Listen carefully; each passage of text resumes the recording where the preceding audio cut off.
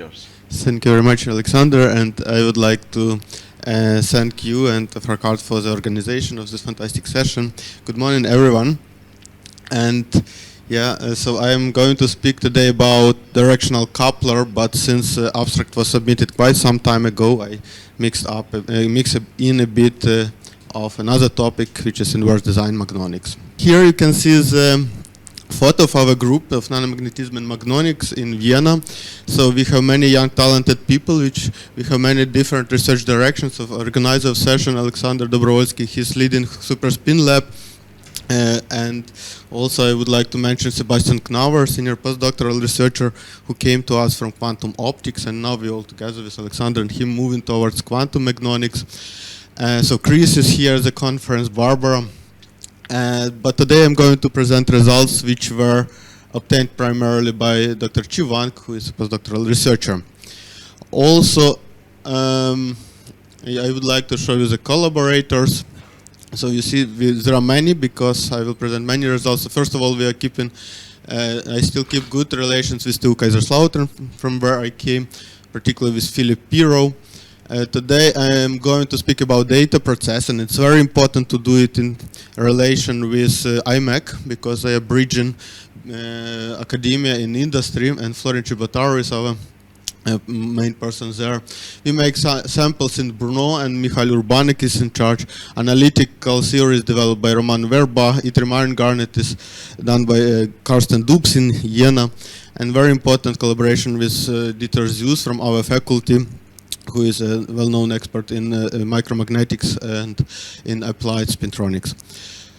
So what is the motivation of the story? So principally, you've seen this kind of slides. It's all about that people wonder what will be the future of CMOS. CMOS is amazing technology. Its evolution is fantastic over the last 50 years or so, but it's getting slower now. And they reach 7 nanometers, and it's getting simply too expensive to do miniaturization further, and everybody is searching if there is something completely different, which is on a long term can probably not to substitute, but to be complementary to CMOS. And that what we are doing here is named wave-based computing. Idea is very simple, that instead of using scalar variable like density of electrons in electronics, we're using a wave which has amplitude like density of electrons, but wave also has a phase. And this gives you additional degree of freedom, and you can do the same job more efficiently or with less elements. And what is also important, you need nonlinear phenomena of wave. And I will show you today example how it works, and then you just have to choose a wave. And one of the really good choices is spin wave, because if you want to be complementary to CMOS, you need to go to the same scale. 7 nanometer you can be oriented. So you need to have wavelengths, a wave with which can have 7 nanometer wavelengths. And for spin waves, the fundamental limitation is lattice constant of your material, so 7 nanometer is possible. And if you will go to such short wavelengths, you will also go up in frequency to terahertz, which is also kind of really cool. Okay, so then besides these two advantages, you can work with spin waves at cryogenic room temperature. So today I present everything at room, but if you want to mix spin wave physics with superconductivity, like Alexander has presented yesterday, then you go to 4K or so. If you want to get access to quantum physics, you go to 10 millikelvin, and principally magnonics is good for at all temperatures. And spin waves are very non-linear, and this is something very important for data processing. So if to speak general what's going on, how people are trying to build magnon computer nowadays, there are two directions, I would say. One, I name it converter-based, so you can find paper from Intel, from IMEC, and they said this is numerical simulations, and this approach is based on the fact that you need to convert electric signal to spin wave and back after each operation. And then they said that it can be up to 100 times better than 10 nanometer CMOS. But it purely relies on the efficiency of the conversions. And that what is predicted theoretically is not yet realized. Therefore, this direction really depends on the converter. Therefore, some time ago we tried to do something different. We say, okay, let us try to find a way how to do job without conversion. So you convert data only once, like it was done in this magnet transistor, and then you try to process as much data as possible by staying purely within magnetic system. And you use non-linearity to do something with these signals, and you use amplifiers instead of converter time to time to bring your amplitude up. And the directional coupler, which is a topic for our today's discussion, was published last year in this paper, and that's kind of the latest achievements we got on this direction of all magnon data processing. So we name it all magnon because we want to avoid electric currents. We want to do everything with magnons. And so here you can see the structure. It's a liquid phase epitaxy yttrium iron garnet grown by Karsten dupes on GGG substrate, and then we etched out such a structure of YIG using hard mask and argon etching. And now you see waveguide widths. Nowadays we are working mainly with 50 nanometer wide waveguides. This one is older structure, 350 nanometer. In order to excite spin wave, we placed on top such U-shape, so here shortcut U-shape gold antenna where we send RF signal and it excites spin waves locally here, and then they propagate. And the directional coupler itself starts at this point when we have two waveguides. So what is directional coupler? It's something which is well known in microwave technique, in photonics, and so on. So principally, when spin wave is coming here, it starts to interact with this waveguide, and after propagating some distance, all energy will be pumped to another waveguide, simply due to dipole-dipolar interaction between the waveguides. And then it can be pumped back, so it just oscillates. And when we want to finish it to end, close our directional coupler, we just increase the distance between the waveguides, and there is no interaction anymore here. And it's important that our spin wave can pass this through these two bands. And how do we see spin waves? We use microfocus brilliant light scattering spectroscopy. So we focus light, and then we have, when we focus light, some photons are scattered inelastically with shifting frequency, and we analyze them. And principally, we have time, space, frequency, and all kind of resolutions, and all information about our spin waves. Okay, and here I directly show you the experimental result. So here, on top of structure, this color map, it's a brilliant light scattering spectroscopy intensity. And so signal, and red means large spin wave amplitude, blue means no spin waves, and you clearly see that we really can excite spin waves in this waveguide. It propagates, and after some time it jumps and it propagates to the second waveguide. So principally, as it was predicted and theoretical before, and numerically we have publication. We investigated it first numerically, and now we've proven it in experiments that it really works. And there is such parameter named coupling length. It's a distance between this point and this, so it's a distance which wave propagates before it pumps all its energy to another waveguide. And this coupling length depends on many different parameters, and first of all on the wavelength of spin wave. And the wavelength we can simply tune with a frequency. Therefore, what we did, we just change frequency bit, we change coupling length like this, for example, and then you can get simply 50-50 power splitter if you speak about RF application, or you can change frequency further and you can send the waveguide as spin wave back. So directional coupler works, and it's very suitable for configurability and so on. Quite nice. But coming back to magnet computer, yeah, so how to process data. And we need non-linearity. Like Vasil Tibirkevich in one discussion at the conference, he said that it doesn't matter how complicated your interferometer will be, it will never act as a processor. And he was absolutely right. Otherwise, if it would be wrong, then our processor would be made of copper or gold. We would not have semiconductor. You need semiconductor because it's a non-linear element. And we are in a very lucky situation because any magnetic material is kind of semiconductor for spin wave, not for electric current. Simply because spin wave are non-linear, because Landau-Lifshitz-Gilbert equation is non-linear. And but there are many different phenomena, and some of them, like for magnet scattering or so, they can just bring chaos in your system. And it's, the trick here is really to use that nonlinear phenomena which you want and not others. And in nanostructure, it all works much easier, and it's good. And you can really use this phenomena of so-called decrease of magnetization with increase in the spin wave amplitude. So if you have some angle of precession, the length of M as a properties of LLG is conserved. The projection of M to the steady state axis is decreased. And spin wave really see it like decrease in magnetization of your material when you increase precession angle. And then what happens, the spin wave dispersion curve starts to shift. And coupling length, so if you have, you see here dispersion curve calculated, and we have, when you have two coupled waveguides, modes is split into two symmetric and antisymmetric modes. So you can see this typical dispersion for coupled waveguides. And the coupling length L is actually given by delta K, by this distance on the same fixed frequency distance between symmetric and antisymmetric. And when you increase an angle of precession, what happens, you shift this to dispersion slightly down, but you can strongly change delta K. So now you have this value instead of this one. And that's what you need. So it means that you control your operation of your directional coupler by spin wave in itself. How does it work? It works like this. We fix frequency, G applied 0 dBm, and then he just, for the same frequency, he increased power by 11 dB, and you see that spin wave propagates, it jumps here, and then it goes back. So you really can change direction in which spin wave propagates by the spin wave intensity itself.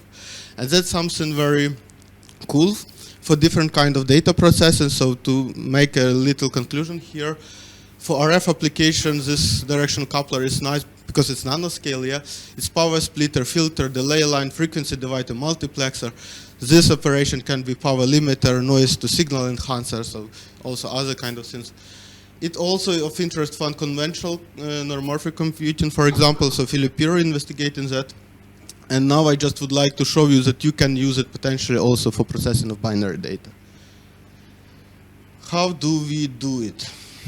So this is a half adder which Chi has designed, version 3 I think.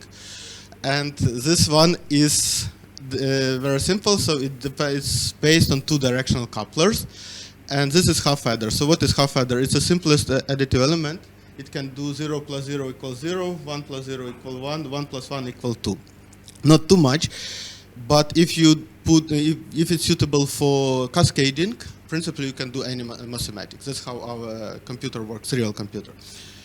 And we just decided to do this job. So how does it work? First, directional coupler, it's just power splitter. So everything what we send here is split at 50 and 50% in energy. Everything what we send from this arm also 50 and 50%.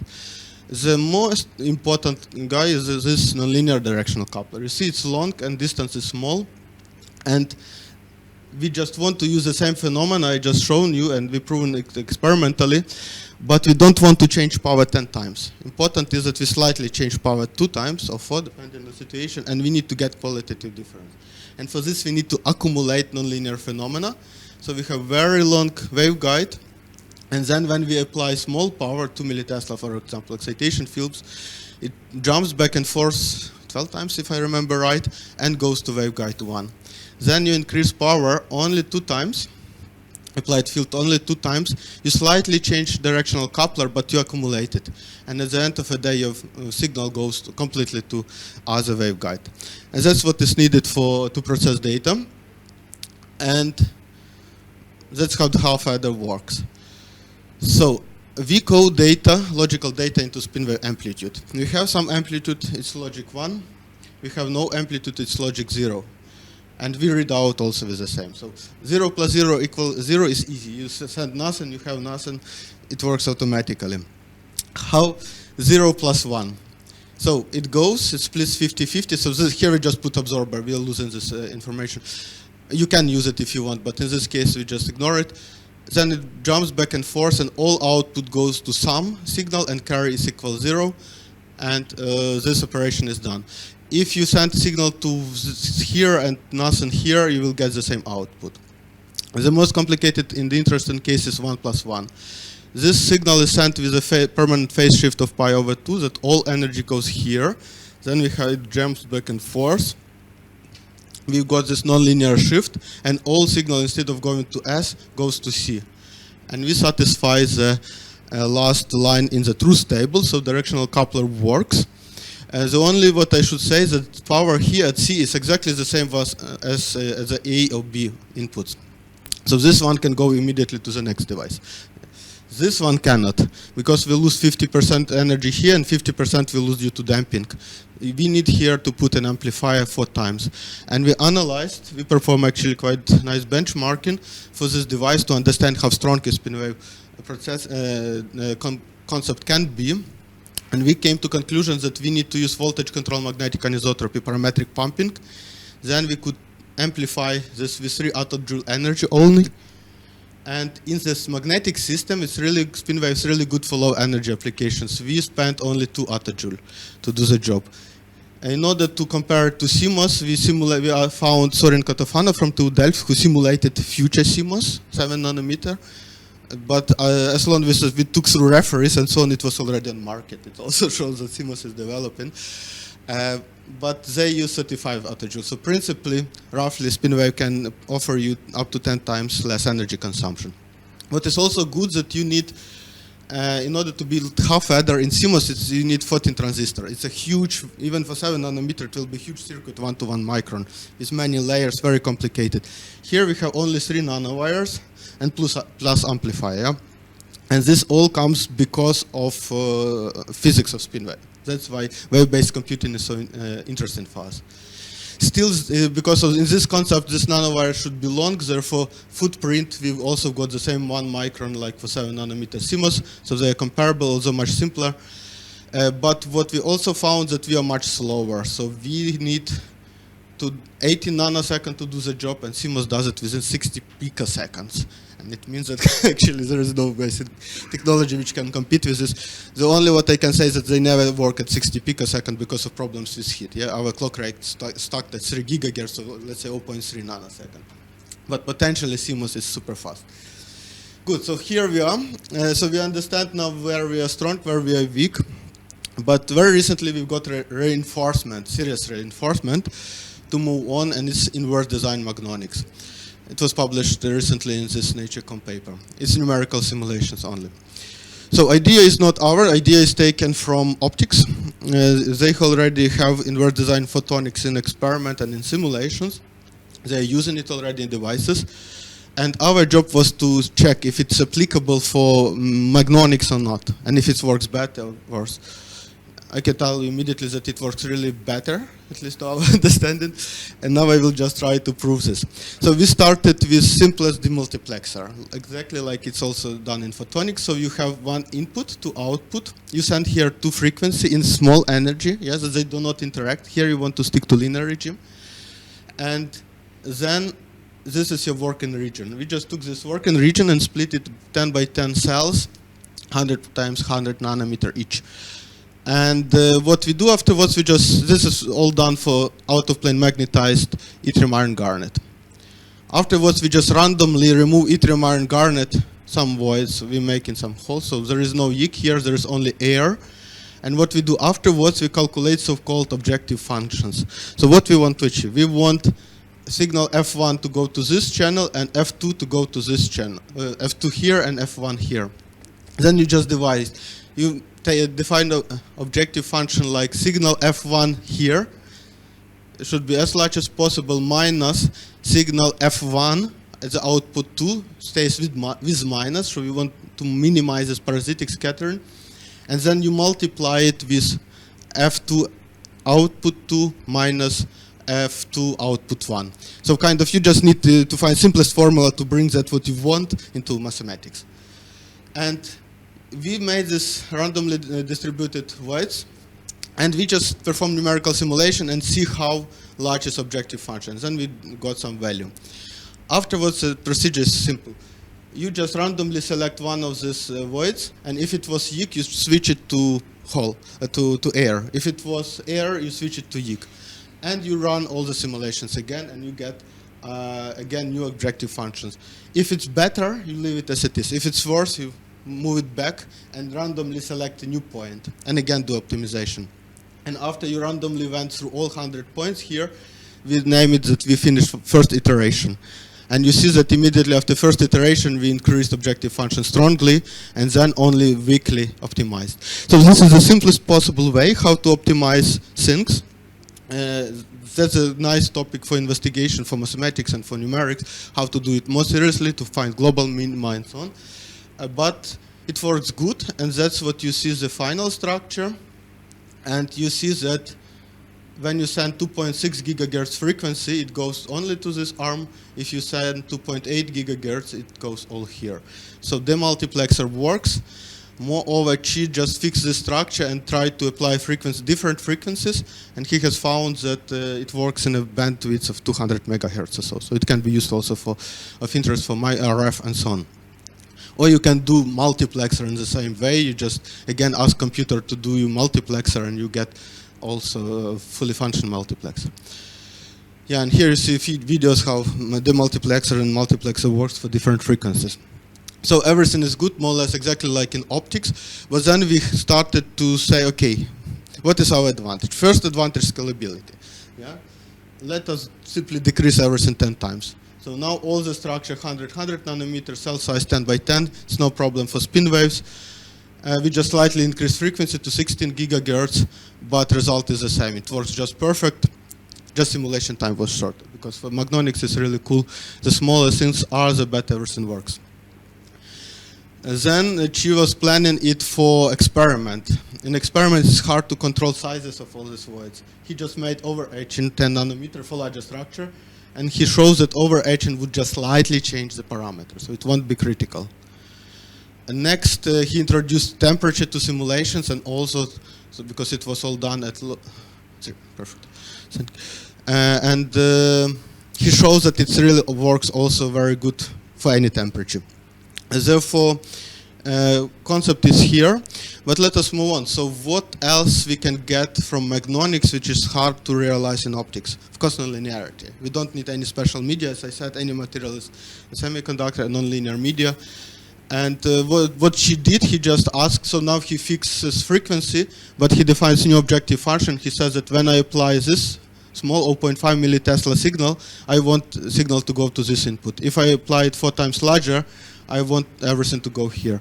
The only what he had to do that he found it necessary to increase size to 2 micron, because nonlinearity needs some time to accumulate. And yeah, and then he just defined new wave function and objective function, and he's got functionality really. This small energy goes to one channel, large energy goes to another, exactly like it was in the directional coupler. Good. So, and it means that principally it gives you access principally to the realization of any logic element you want, because you just now need to define objective function. And the third known advantage of magnetism in general and magnonics is, of course, non-reciprocity. So in electronics, it's quite tricky to do non-reciprocal devices. But for spin wave, because precession is always only in one direction, at the end of the day, it brings us to many non-reciprocal phenomena. And again, we did everything very straightforward, since that's the strength of inverse design. Yeah? You just define, you said, okay, now I want it to work like Y circulator. Port 1, port 2, port 3. And she just asked computer, could you please make sure that when I send something here, that it goes to port 2, when I send to port 2, it goes to port 3, and from port 3 to port 1. And he just simulated, computer plays this holes properly, and Y circulator works. And in such a way, we principally place 3 main advantages of inverse design. And what is really cool is that to do this directional coupler and half-adder, it's project for a few years. So it was really intensive investigations to develop technology, to get this nonlinear phenomena, to understand how it works, how to use it, and so on and so on. And here, for one operation, she spends like 2 weeks or so. So it's really, everything just goes much faster and easier. Yeah, here just also very interesting phenomena, because all this was done at out-of-plane magnetized in forward volume geometry. And everybody knows that forward volume, it's isotropic, reciprocal, and the best spin wave you can have. And we've got non-reciprocal phenomena. We started to think how it can be, because it should be reciprocal, it should not give us. And then we just took a waveguide and we magnetized it perpendicularly and checked on the excited spin wave here, and we simply checked the profile. And we've seen that there is a small shift of maxima to one direction when spin wave propagates in one direction, and to another when so it shifts. And then it became clear that if you will look to the structure from the side, you will understand that this is also Damon-Ashbach mode, so-called. But now the aspect ratio is coming to closer to 1, and Damon-Ashbach is known to be non-reciprocal. Still, this phenomena is very small, as you can see it here. But again, that is the strength of inverse design, that it's just found a way to accumulate very weak phenomena in order to get macroscopic effect. And to prove it, you just switch the field polarity to the opposite, and you see that operation of the device is inverted. So now from 1 everything goes to 3, from 2 everything goes to 1, and from 3 goes to 2. So it really proves that this is dipole-dipole interaction. Okay, very final slide. Please pay attention also to this paper of Pap, Porot, Xaba. They actually attracted our attention to inverse design. And then when we were all close to submit papers, we learned that we are writing similar papers. Not similar, but in the same topic. So we agreed we placed it the same hour on archive and submitted to the same journal, Nature Communications, also simultaneously. And what they did here is they just also use inverse design, but instead of holes, they use nanomagnets, which they magnetize up or down. But they already jumped to more complicated task, to neuromorphic computing. They have these vowels, and they ask a network to be trained that one vowel goes to one channel, another one goes to this output, and third one goes to that one. And they also show that you need non-linearity in order to get it. And it works, and very good news from yesterday. So finally they got, so we were published fast. We were lucky with probably we've got reference from Magnonics, and they've got reference from semiconductor neuromorphic people. And they were fighting all this time, but finally paper is accepted, Nature.com. So it will be on soon published. And yeah, so with this I would like to conclude. I hope I could convince you that spin waves can be useful, potentially used for any types of computing. I hope I could show you that inverse design has unexplored potential. So now you just define your objective function and you can do whatever you want. And finally, I would like to thank you for your attention. Yeah. So thank you very much for the very nice talk. My question would be, is it possible to also extend in the application of the inverse design such that you don't have to work like 4 years to make an half adder, but then you also design the half adder in such a specific way that you can, let's say, you overcome this power loss when you have 1 and zeros. So you just make it so non-linear that the power loss is then somehow reduced, and instead of 25%, then you have like, I don't know, 60% what comes out again? You mean in this, to use it like amplifier or something? What you could do if you have a source, another source of spin, so you need to get energy from somewhere. So inverse design really can give you situations that it will add from another source energy to bring it to the power. But I don't think you can do it because in some cases you need to have it. So amplifier, yeah, it depends. If there was 0, we want to keep it 0. We don't want to have some additionals. If it's there is some value, you want to bring it from 25% to 100. And I think it won't work so easily. At least I don't think we can do it, but maybe I am wrong. I would have to think. Thank you very much. That's very interesting. So to use inverse design for amplification. Also not directly for amplification, but because for the half adder, you have the I don't know, even but you have the picture, no? Okay. The half adder, yeah, I will find it in a second. So you have the first linear coupler. Mm-hmm. And then you have the non-linear coupler where, so in the first case, you lose 50%, so the first, so 0, 1, you lose 50%, so that's the splitting. But in the second case where you have the non-linear coupling, you again lose another 50%, right? So no, not because of non-linearity, but because of simply Gilbert damping, because it has to run long distance. Okay, and parasitic reflections and all these edges. Okay. So non-linearity did not increase damping. Okay.